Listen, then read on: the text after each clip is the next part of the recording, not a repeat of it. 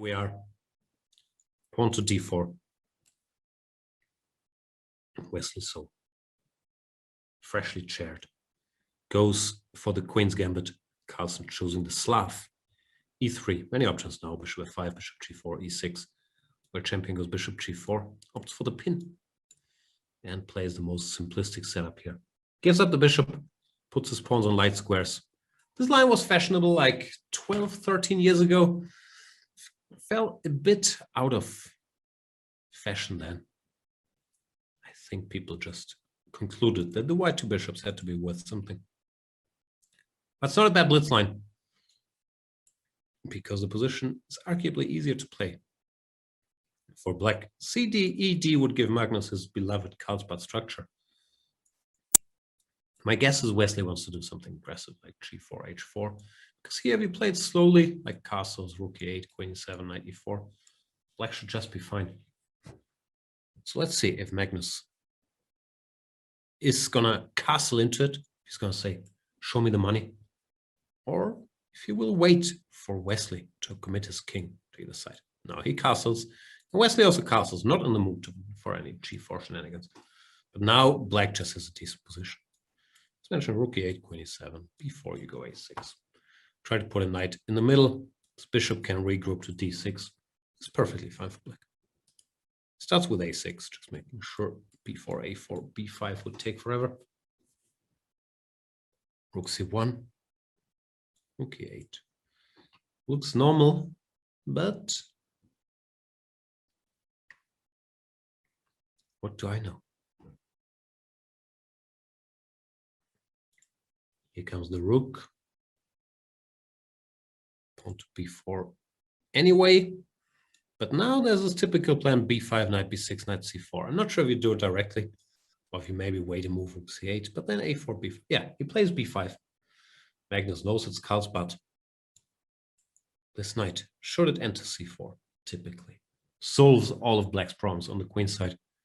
White is not in time here to stop it. If knight e2, rook c8, the knight will still come. Carlsen once again showing this is a structure he understands extremely well. Can't mess with him in the Carlsbad.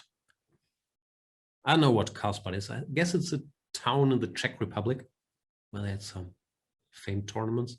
I could be wrong about the Czech Republic. e5 is suggested in the chat. I'm assuming you mean e4. There would be a typical reaction indeed. But after e4, black can go knight b6 anyway, then e5 move the knight, or he could just take everything.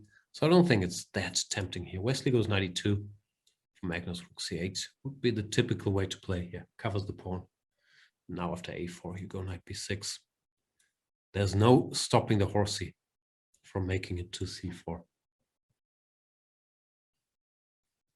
Sloppy foreskin, beautiful username, is saying, so Jan does read the chat, always. Knight c4, bishop e1, knight e4. Magnus doing fine.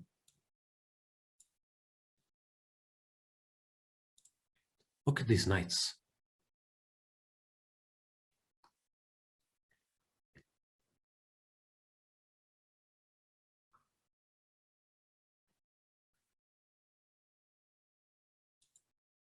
Knight c3.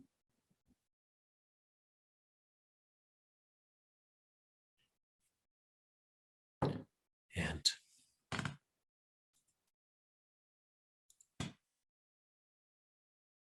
knights coordinate in a very nice manner. Bishop h6, hinting at sacrifices.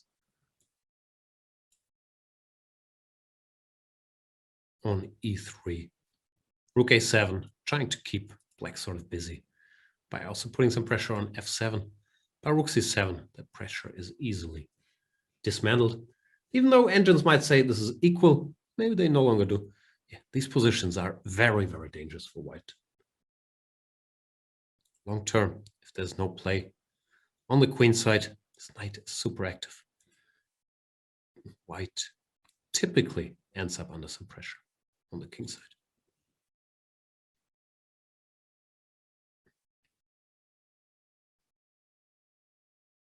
Peko H, man of chess culture, saying reminiscent of Nikolic Kramnik. Exactly, those are the classics. Nikolic Kramnik, Portish Kasparov. I forgot who this Petrosian game was against. But yeah, this is a dangerous situation. And Magnus goes for broke with knight takes e3. Maybe it's not even going for broke. Maybe it's just breaking through. Because after f takes e3, rook takes e3, a lot of things are falling.